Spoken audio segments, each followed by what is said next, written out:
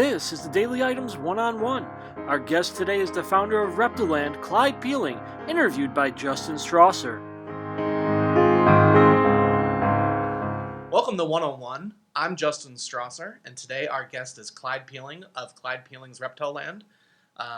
Clyde Peeling's Reptiland is in Allenwood, and we're live on location at the zoo. Thanks for letting us come out here today, Clyde. My pleasure. Now, the zoo opened up in 1964, so you're coming up, you just... 58 years. 58 years. So you began as a roadside zoo, slowly became accredited in 1986, and you've expanded from there. Tell us about some of the animals that you have in the zoo. Well, I think one of the biggies that you don't see in any zoo except an accredited zoo would be the Komodo dragons. They're endangered species. They're not available for sale. You simply have to be accredited by the Association of Zoos and Aquariums to get them. Obviously, we have other animals, pythons and boas and rattlesnakes and gaboon vipers and king cobra, etc. But the dragons are one of those animals that would not be possible without accreditation. The Komodo dragons. Yes. Yeah, you've developed that site in the last, 5 years? Is that correct? We opened that in 2013. Okay. Yeah. So a little bit longer than that. Time flies. Obviously, you have your two alligators, the big guys. Yes. You introduced the white crocodile in the last couple of years. That's an alligator also. Oh, I'm sorry. Yeah. A friend of mine who owns St. Augustine Alligator Farm became aware of the fact that Cajuns down in Louisiana were occasionally finding hatchling white alligators from one particular area. And so he agreed to basically purchase any that they ever found. And about once a year, they find another one. So that gene is floating around in that population. And I don't know how many David has now, but he eventually sold one to Dallas Zoo, and then we bought it from Dallas. So how has the pandemic in 2020 and 2021 affected the zoo? Have you had to close down at all? We were closed twice, and the last reopening, we reopened in January 5th, and our attendance has been very good since then. I think people were really wanting to get out and do something. And of course, we had to open initially requiring masks, and now we're basically letting it up to our visitors. If they've had their vaccines, then we're fine. If they choose not to wear masks, but we're not policing. We're trusting people to do what is best for them. Now, you've had these traveling exhibits and the educational programming at schools, libraries. I saw you guys out at Knoebels, I think, a couple weeks ago. Did that all have to stop? Well, there's two things we're talking about here. We do off-premises programs to schools, in this case, Knoebels. But we also have major traveling exhibitions that move on semis, and we just set up our crocodile exhibit in a museum in Atlanta a little over a week ago, and that'll be there for 3.5 months. Okay. And so my son Elliot and I flew down. I dropped him in Atlanta. I flew on down to St. Augustine Alligator Farm to borrow a couple of small crocodiles from them, and then back up to Atlanta and back home. But we move the animals by air, and the actual components of the exhibits travel on tractor trailers. Did those specific ones have to take a pause too during the Yeah, pandemic? museums have really been hit hard. Okay. And yes, that business has taken a dip. But I assume once they get back on their feet that it'll be revived and we'll be putting more exhibits out again. Now, do you go out yourself, or do you send some of the other experts from the zoo? No, we put keepers out. Typically, they're out for 2 months. Then they get a little break, and we'll send a replacement in. But any more than 2 months away from home, and people get antsy. They want to get back to their boyfriend or girlfriend or whatever the case may be. So that seems to work pretty well for us. Now, looking around on the website yesterday, I saw that there's some virtual programming. Can you tell us anything about the virtual Yeah, programming? we put together some virtual programs that schools, any organization, but essentially it's schools, decided they needed something for their students, and they couldn't do field trips to come here. So a number of them asked us to do a virtual program, and they're available. But I'm assuming that as things loosen up, there'll be fewer of those in They'll want demand. everything in Yeah, person. They'll right. want the Yeah, cuddly animals in person. and nothing like having the animal there right in front of you, and Mhm. you know. I got. Speaking of cuddly animals, I hear you have one to show us. I do. I have a milk snake. Now, the milk snakes we have in our area don't look like this, although they're very closely related. This is a Pueblan milk snake from a very small range in central Mexico, and for many years, to find one of these was a rarity. And then finally, a private breeder was able to get a pair of them and began breeding them, and they're now readily available. Uh, Captive breeding is certainly a desirable thing for those of us who display animals. An animal that's born in captivity is free of parasites generally. You're not depleting a wild population. There's a number of positives that can be said for it. This is an animal that would eat small lizards or mice, and they're sometimes sold in pet stores. They're not at all rare anymore, but they once were.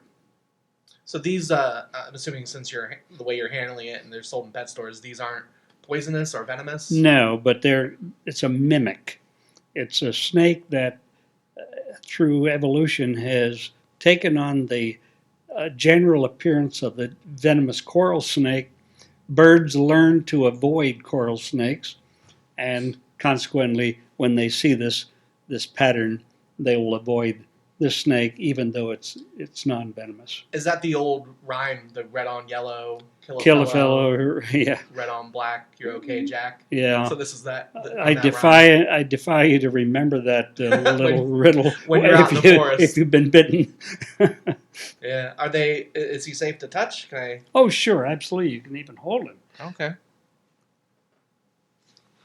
What advice would you give someone like me who's holding a snake? Let the snake hold you. Okay. You don't want to clamp down on him and try to restrain him. Just let him feel comfortable finding a position in your hands where he doesn't feel in any way threatened. One of the worst things you could do would be to drop a snake, especially a heavy-bodied snake, would almost invariably break ribs if you were to drop it any distance. They're pretty smooth. You think of reptiles and stuff as scaly. Well, they are scaly, but they're not slimy. Frogs, salamanders are slimy creatures that actually have permeable skin, but snakes and lizards and crocodilians and tortoises and turtles have a skin that's almost waterproof, and it protects them from water loss when they're out cruising about looking for food. Now, is this about how long he gets, or is he a young one? They get a little larger than this, but this is an adult. Okay. Of course, he's flicking his tongue about, smelling, tasting the air, probably is a better way to describe it. And as long as you're not wearing essence of mouse, you're probably safe. Yeah, I think the last time we were here with one of the snakes that you warned me of that too. So I made sure not to put my essence of mouse on. Yeah. Okay. All right, well, let's take a break, and we'll be back with Clyde Peelings.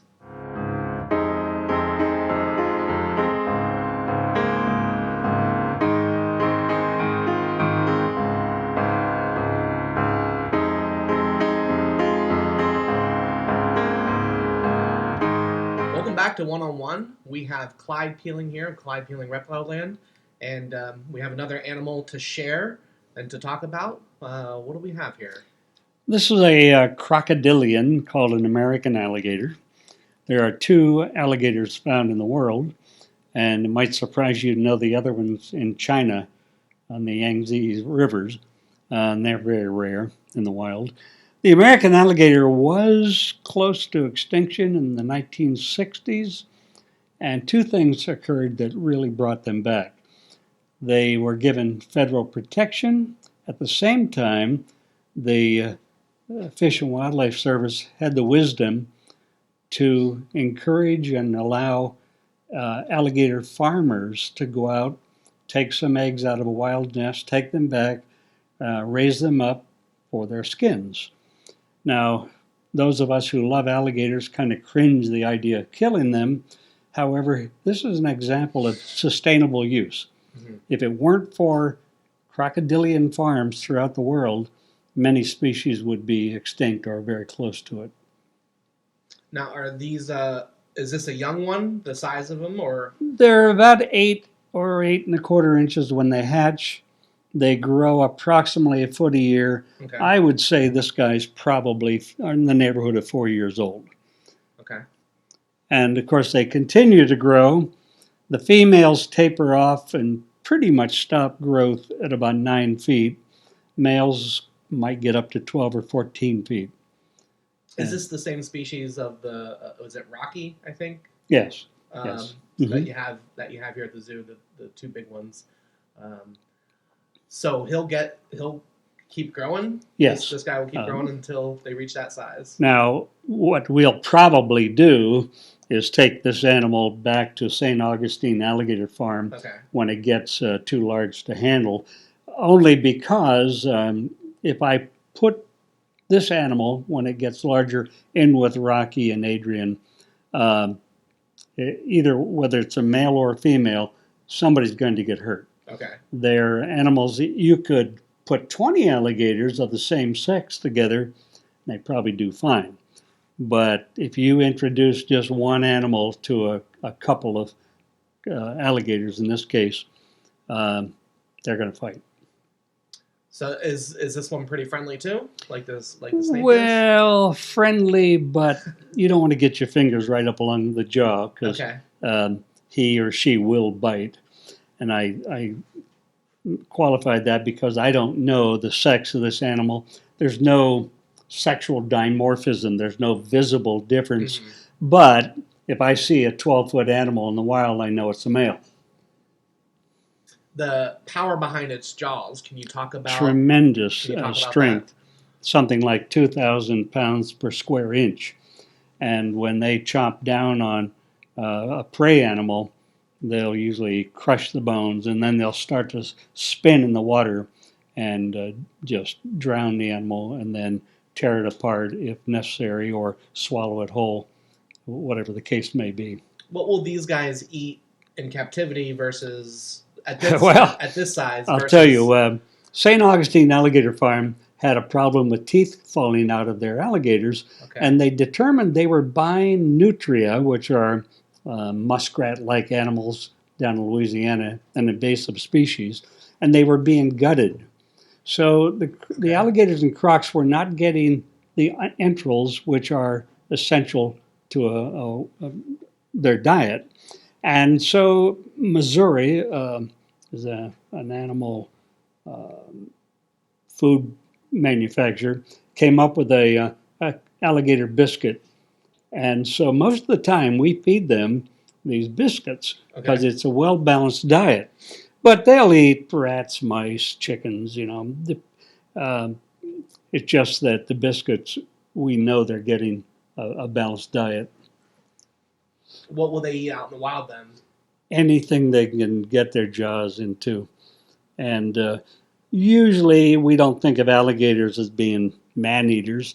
However, you may recall a few years back, a child was dragged into a pool at Disney. Yeah. And what happens in that case, people like to feed them. And so the alligators lose their natural fear of humans. And then if a child or a dog or whatever gets too close to the water's edge, there is a risk.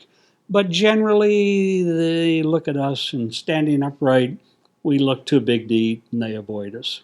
Now, will this guy let me? Sure. Every every scale on that back has a bone embedded in the scale called an osteoderm, and that really gives them incredible protection. Now, the underside, the belly, does not have an osteoderm in the scale, and that's the part used for handbags and wallets and shoes, etc. Yeah, he's feisty. Now, I don't know if you want to put him away first, or you can keep holding him if you want, as we talk about some of the events coming up here. Well, we have an event coming up shortly called Dino Days. Okay. And we have a gentleman who calls himself Dr. Dino, Chris DeLaurie from Florida. He's a paleontologist. He'll be here for 3 days, and you have the dates. June 25th, 26th, and 27th. And he's very good with people explaining the dinosaurs. And of course, our dinosaurs are animatronic. They're very lifelike in appearance, but all of them are extinct in the wild. And so that's a big event. It's the biggest event of the year generally for us. And following that, in July, we have a T-Mobile event. And basically, people will go through and use their cell phone camera to hover over what's it called? QR code. Yeah, I think that's what And they'll get clues, and they will eventually go through the entire place, and they'll qualify for prizes, which will be drawn each day. And the dates on that are, what do we say? July 17th and 18th. Oh, thank you. No problem. Backing up here to, the Dinosaur Comes to Life exhibit, I remember you talking a little bit about this the last time we were here, that you'll never get rid of that because it's so popular. I'm right. assuming it's still the same way. Yeah. Kids just love dinosaurs, and they never seem to go out of style. And I mean, I guess it has something to do with the fascination with monsters or whatever, but it's amazing on Dino Days how many kids know the name of every one of those dinosaurs. And I've been out here to cover it. I think the last time you had it last year, and there were some pretty funny kids with some funny answers. And one of the kids was like, "I don't like dinosaurs because I don't want them to eat me." But they're there and they're having the time of their lives. What do you have? What do you have out there this year for the animatronics? Can you give us some examples of some of the dinosaurs? Well, we have Ankylosaurus, which is one of the first ones if you make a right going out our door. We have Stegosaurus, Triceratops, T-Rex, and what's the one in Jurassic Park? Is it the Velociraptor? Velociraptor, yes. And by the way, Velociraptors were in fact much smaller than the one that was depicted in Jurassic Park. That's what I hear, yeah. And you still have the one out there that spits, the Dilophosaurus? Oh, yeah. I remember seeing a lot I think of kids. that's a little artistic license. Yeah. All right. Well, do you have anything else to tell us about the park? Anything else? Of Well, interest? one thing I'll add, in the T-Mobile event, we have another paleontologist, Dino Don. And okay. Don Lessem has written something like 40 books. He's again, like Dr. Dino, he's very good with audiences, and he'll be here for both days. Okay. Well, that's all the time we have for today. Clyde, thanks for joining us, and this has been 101. Thanks for watching One on One. Be sure to tune in again for another edition.